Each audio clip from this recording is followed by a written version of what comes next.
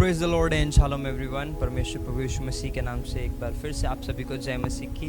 और मैं आपका स्वागत करता हूँ इस टीचिंग के अंदर, जो कि हम वेदी के विषय में जब इन दिनों सीख रहे हैं। और आज दूसरा दिन है जब हम वेदी के बारे में, परमेश्वर की वेदी के बारे में, किस प्रकार की वेदियाँ होती है, वेदी क्या है, आज हमारी लाइफ में वेदी क्या है। हमने लास्ट पार्ट के अंदर इस बात को सीखा कि एक वेदी होती क्या है। हमने इस चीज़ को सीखा कि एक वेदी सिर्फ वो जगह नहीं कि जहाँ से हमारे पास्टर्स हमें प्रीच करते हैं, जहाँ से परमेश्वर के दास, परमेश्वर के अभिषिक्त, जिनको परमेश्वर ने अनॉइंट और अपॉइंट किया है, वो लोग जहाँ से वचन देते हैं, सिर्फ वो जगह वेदी नहीं है। मैं आपको फिर से ये बात को बताना चाहता हूँ, क्योंकि वेदी जो है हमारी लाइफ के अंदर एक बहुत इम्पॉर्टेंट मकसद को रखती है, एक बहुत इम्पॉर्टेंट पर्पस को रखती है। और वेदी का वो पर्पस हमारी लाइफ के अंदर पूरा होना बहुत जरूरी है। मैंने आपको पिछली बार भी बताया था, वेदी वो जगह है जहाँ से आप अपने आप को नम्र कर कर परमेश्वर के सामने आते हैं और परमेश्वर की आराधना करते हैं। देखिए, आप बाइबल को जब पढ़ते हैं तो परमेश्वर ने जब इस बात को कहा, मूसा को जब इस बात को कहा, परमेश्वर ने जब ये आज्ञा दी कि तुम मेरे लिए वेदी बनाना, तब परमेश्वर ने मूसा से साफ कहा था। जब हम निर्गमन और उसका 20 और उसका 24 को पढ़ें, और आज इसी की पहली लाइन के बारे में हम चर्चा करने वाले हैं। और इसके बारे में जो प्रकाशन परमेश्वर ने मुझे दिया, जिसको मुझे था कि मैं आपके साथ बांटूं, वो मैं आज आपके साथ शेयर करूंगा। और जब हम उसकी पहली वर्स को पढ़ते हैं, वहाँ पर इस प्रकार से लिखा है, निर्गमन उसका 20 और उसका 24, परमेश्वर का वचन इस प्रकार से कहता है, तुम मेरे लिए मिट्टी की एक वेदी बनाना और अपने मेल बलि और अपनी होम बलि को उसके ऊपर लाकर बलिदान करना। हालेलुया। इससे पहले कि हम वचन के अंदर जाएं, मैं आज चाहता हूं कि आप अपनी आंखों को बंद करें, ताकि हम परमेश्वर से प्रार्थना करें कि प्रभु, हम जिस वचन को सीख रहे हैं प्रभु, ये हमारे जीवन के अंदर फलवंत होने वाला हो सके। सिर्फ हम ज्ञान को प्राप्त ना करें, परंतु हम आत्मा में बलवंत होते जाएं। क्योंकि हमारे लिए इम्पोर्टेंट ये है मेरे प्रियो इस समय, कि सिर्फ हम नॉलेज और नॉलेज के पीछे ना भागे, हम सिर्फ रेवलेशंस के पीछे ना भागे, हम उन रेवलेशंस की गहराई, जिस बात से परमेश्वर हमसे क्या बात करना चाहता है, हम उस चीज़ के पीछे भागे। हम अपनी आंखों को बंद करेंगे, हम अपने सर को झुकाएंगे। जिंदा खुदा पिता परमेश्वर प्रभु यीशु मसीह के नाम से आपके चरणों में आते प्रभु जी, प्रार्थना करते पिता इस समय प्रभु जी, जब हम एक बार फिर से आपके वचन से सीखने के लिए जमा होते पिता परमेश्वर, जितने लोग सुनते पिता, हर एक को प्रभु यीशु मसीह के नाम से आप ब्लेस करिएगा पिता परमेश्वर। प्रभु जी, अपना पवित्र आत्मा मुझे दीजिएगा कि जो चीज़ आपने मेरे हृदय के अंदर डाली प्रभु जी, मेरा वचन नहीं है पिता, ये आपका जिंदा कलाम है पिता परमेश्वर। और जब इसको मैं बांटता हूँ प्रभु, आपके नाम की महिमा उस प्रकार से होने वाली हो सके जैसा कि आप चाहते हैं पिता। आप उस प्रकार से मुझसे महिमा लीजिए पिता परमेश्वर, जिस तरीके से आप मुझसे लेना चाहते हैं प्रभु जी। मैं आपका धन्यवाद करता हूँ प्रभु जी कि आपने एक बार फिर यह अवसर हमें दिया। हर एक आशीषों के लिए आपका धन्यवाद करते हैं। हर एक सुनने वाले कानों को यीशु मसीह के नाम से हम खोल देते हैं पिता। धन्यवाद करते हैं हर एक बात के लिए। सारा आदर में आपको देते हैं। प्रार्थना प्रभु यीशु मसीह के नाम से मांगते हैं, आमीन, हालेलुया। और मैं आपको बताना चाहता हूँ इस समय कि अगर आपने पिछले वाले वीडियो को नहीं देखा, आप उस चीज़ को देख सकते हैं, क्योंकि उसको देखने से हमने बहुत डिटेल में उस सीरीज़ के फर्स्ट एपिसोड में, या जो भी आप बोलना चाहें, फर्स्ट पार्ट में हमने सीखा और समझा एक वेदी होती क्या है। उसी के बारे में आज हम और आगे जाएंगे कि आज हमारी वेदी क्या है। मैं सबसे पहला क्वेश्चन इस वीडियो के एंड में, इस वचन को स्टार्ट करने से पहले आपको भी यही बोलना चाहता हूँ कि आज हमारी वेदी है क्या। हमारे लिए इम्पोर्टेंट ये है कि आज हम जाने हमारी वेदी क्या है, क्योंकि आज हमको पता ही नहीं होगा कि हमारी वेदी क्या है, तो हम उस वेदी के बारे में सीख कर करेंगे क्या। हालेलुया, आमीन। हम कुछ सीखने जा रहे हैं। मैं ये बिलीव करता हूँ कि इस एपिसोड के बाद, इस पार्ट के बाद परमेश्वर हम सबको ब्लेस करेगा और एक नए रेवलेशन के साथ, एक नए बात को सीख कर हम अपने जीवन के अंदर कुछ ग्रहण कर जाएंगे, आमीन।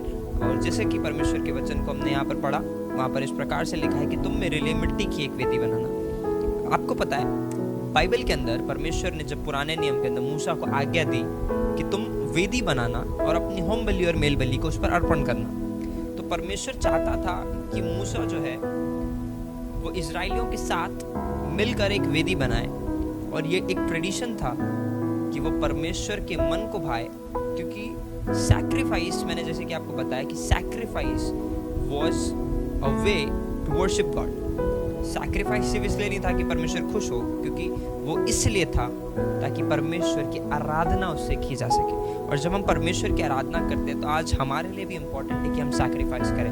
और बाइबल हमें बहुत स्पष्ट रूप से रोमियो और उसका 12 और उसका पहला आयत में ये बताती है कि तुम अपने अपने शरीरों को परमेश्वर के मन को भावता हुआ जिंदा पवित्र बलिदान कर चढ़ाओ। हालेलुया। हमारे लिए इम्पोर्टेंट है, आपको पता है, कि हम परमेश्वर के लिए अपने हृदय को बलिदान करके चढ़ाएं, क्योंकि जब तक हम अपने हृदय को परमेश्वर के लिए बलिदान कर नहीं चढ़ाएंगे तब तक परमेश्वर हमारे जीवन से वो वर्शिप, वो आराधना नहीं ले सकता जो वो लेना चाहता है। हमारी एक लिमिटेशन होती है, हम किसी तरीके से परमेश्वर का आराधना देना जानते हैं, वो है गाना गाना।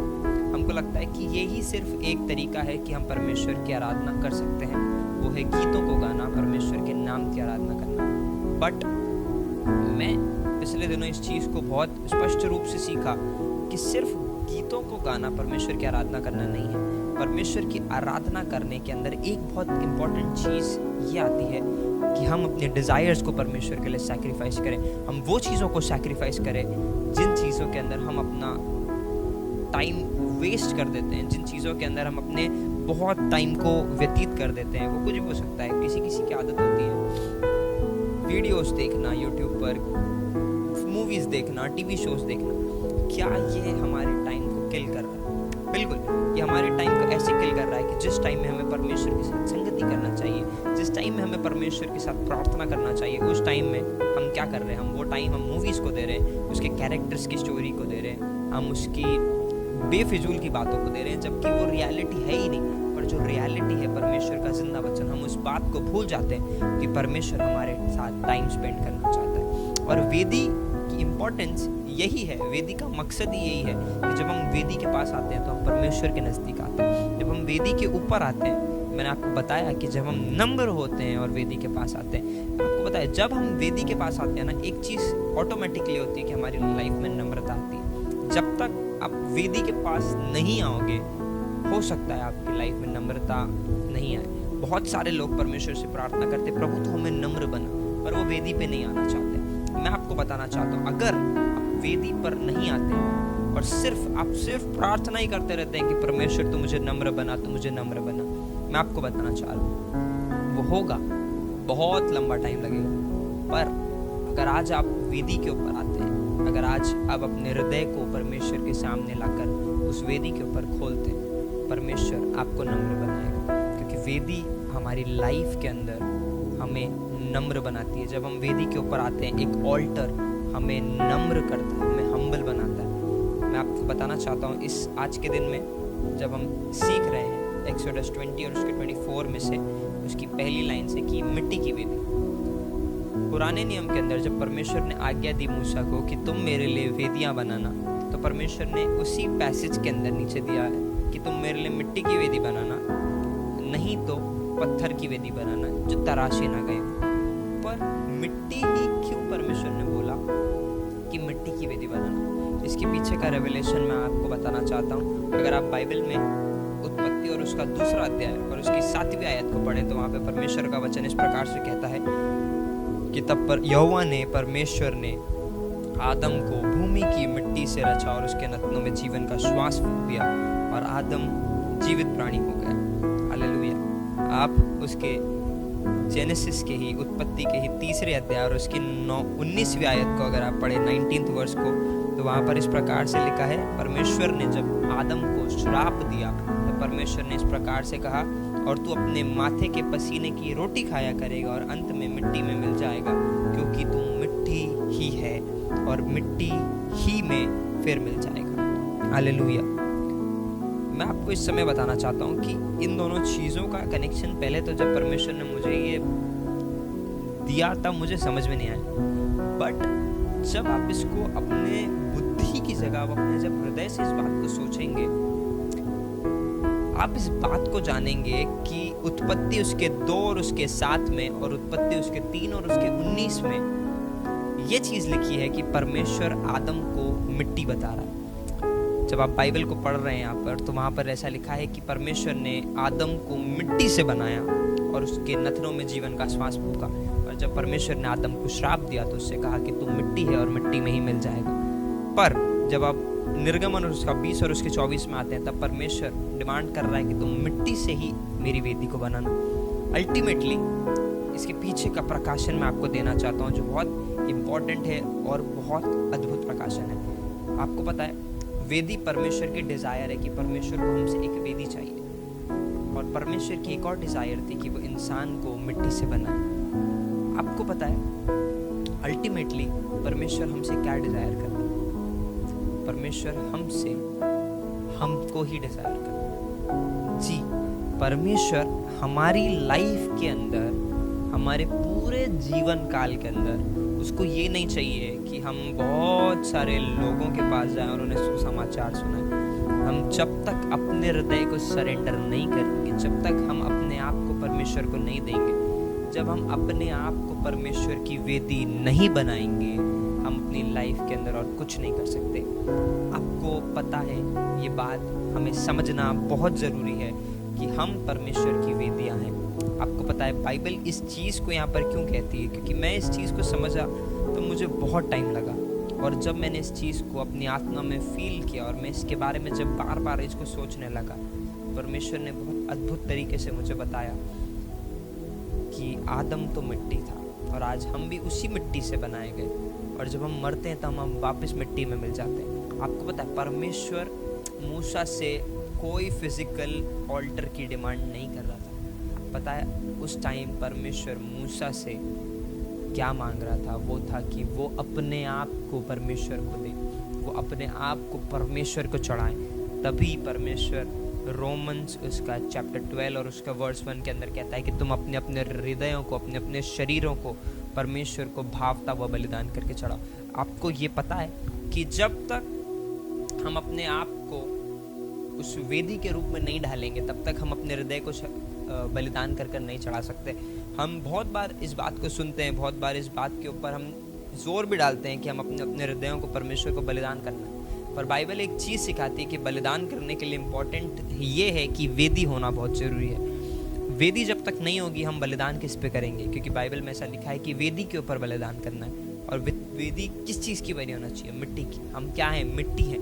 हम जब तक परमेश्वर के लिए वो वेदी नहीं बनेंगे, हम जब तक अपने आप को इतना नम्र नहीं करेंगे कि परमेश्वर, हम तेरे लिए वो वेदी के रूप में आते हैं। आज आपको पता है, परमेश्वर कोई फिजिकल ऑल्टर कितना भी सुंदर आप मार्बल से सजा कर एक ऑल्टर बना दो परमेश्वर के लिए, परमेश्वर को वो एक्सेप्टेबल नहीं है। और परमेश्वर का वचन आपको पता है क्या कहता है? एक टूटा हुआ मन परमेश्वर को भाने योग्य है, एक टूटा हुआ मन परमेश्वर को ग्रहण योग्य है। क्यों? क्योंकि वो परमेश्वर की डिजायर है। परमेश्वर को कोई शान और शौकत ऐसी वाली नहीं चाहिए कि हम परमेश्वर को बहुत सारा दान दे रहे हैं, हम परमेश्वर के लिए बहुत सारे धर्म कर्म के काम कर रहे हैं। हम परमेश्वर को अपने कर्म से और अपने धर्म से खुश नहीं कर सकते। हम परमेश्वर को उस चीज़ से खुश कर सकते हैं जो परमेश्वर हमसे मांग रहा है।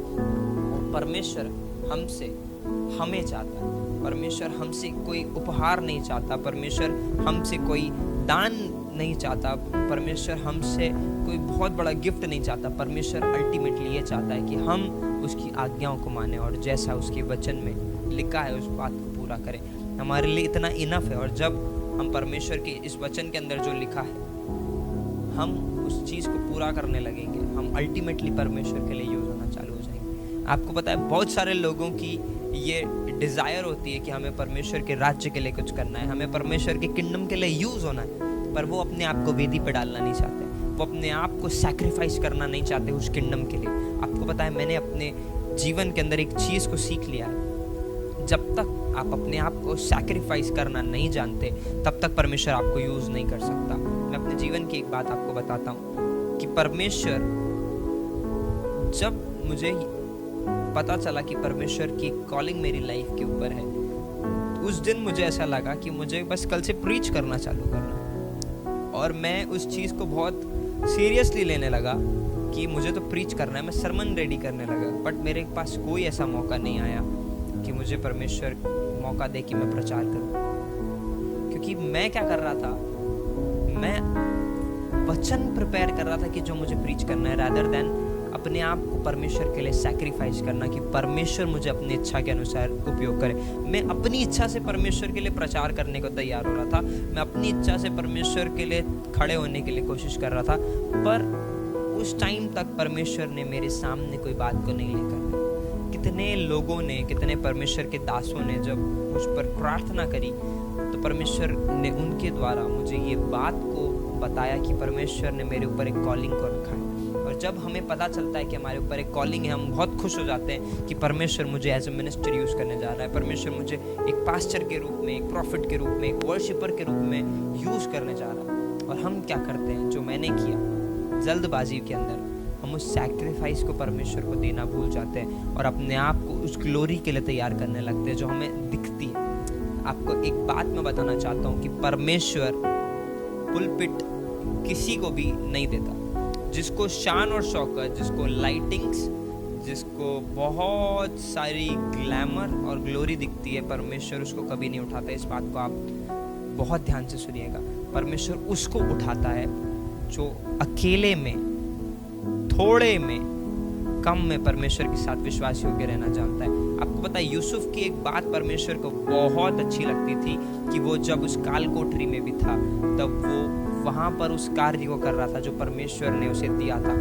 परमेश्वर ने उसे स्वप्न का जब अर्थ बता रहा था तब उसने ये डिमांड नहीं किया कि मुझे बहुत बड़ी एक प्रजा के सामने खड़ा करो तब मैं उस अर्थ को बताऊंगा। यूसुफ ने क्या किया, वो उस जेल खाने के अंदर भी अपने उस तोड़े को, अपने उस गिफ्ट को यूज़ कर रहा था। और परमेश्वर उस बात से कितना खुश हुआ होगा कि ये बंदीगृह में है, ये तो परेशान है, ये तो बेफिजूल उस बंदीगृह के अंदर डाल गया जबकि ये तो पाप से भागा था। तब भी परमेश्वर इतना खुश हुआ होगा और उसने कहा होगा कि मैं इसको वो ग्लोरी दूंगा जिसको ये डिजर्व भी नहीं करता। मैं इसको वो ग्लोरी दूंगा जो कि इसने अपनी लाइफ के अंदर कभी देखी भी नहीं होगी। मैं इसको वो ग्लोरी दूंगा जो परमेश्वर उसके जीवन में चाहता है। आज अगर हम अपनी लाइफ के अंदर सिर्फ ग्लैमर के पीछे भागते हैं, आज अगर हम अपने सिर्फ लाइफ के अंदर सिर्फ उस बड़े से स्टेज को और बहुत बड़ी भीड़ के पीछे भाग रहे हैं, आप कभी भी एक सक्सेसफुल प्रीचर, पास्टर, प्रॉफिट, जो भी आप जिस भी ऑफिस के अंदर हो, आप कभी भी सक्सेसफुली अपने ऑफिस को कैरी नहीं कर पाओगे। आई एम सॉरी टू से, बट परमेश्वर ये चीज़ को बोलता है कि जब तक हम अपने आप को नम्र कर कर वेदी के ऊपर नहीं लेकर आते, हम ग्लैमर के पीछे भागते हैं, हम चूक जाते हैं। हम परमेश्वर के पीछे भागते हैं, परमेश्वर हमको यूज़ करता है। और जब मेरे साथ ये वाली चीज़ हुई कि मैं वचन को प्रिपेयर करने लग गया कि मुझे मौका मिलेगा, मुझे एक भी मौका नहीं मिला, सच में आपको बता रहा हूँ। बट एक ऐसा फेस आया जब मैंने वेदी के बारे में सीखना चालू किया और मुझे पता चला कि मुझे अपने आप को नम्र करना, मुझे अपने आप को सैक्रिफाइस करना है परमेश्वर के लिए, मुझे अपने हृदय को उस वेदी के रूप में ढालना है परमेश्वर के लिए, तब परमेश्वर मुझे यूज़ करेंगे। और मैं उस चीज़ को करने लगा। आपको पता है, मेरे चर्च के अंदर मुझे एक मौका मिला कि मैं परमेश्वर के वचन को प्रीच करूँ और उस टाइम मैं रेडी नहीं था। परमेश्वर आपको उस समय उठाएगा जब आप उसके लिए रेडी होंगे।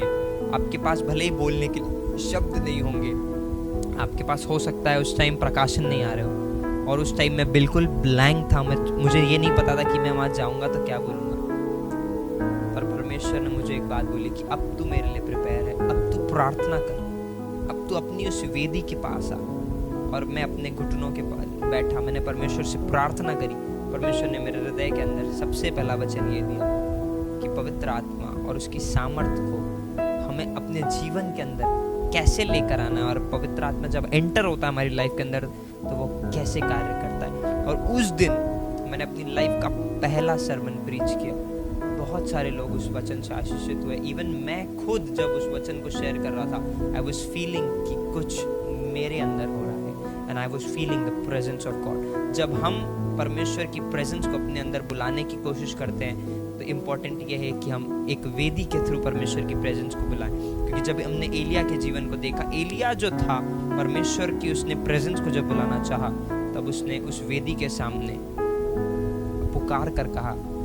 और उसके उस टाइम पर आप एक चीज़ को याद रखिए कि उस वेदी के ऊपर एक सैक्रिफाइस रखा हुआ था।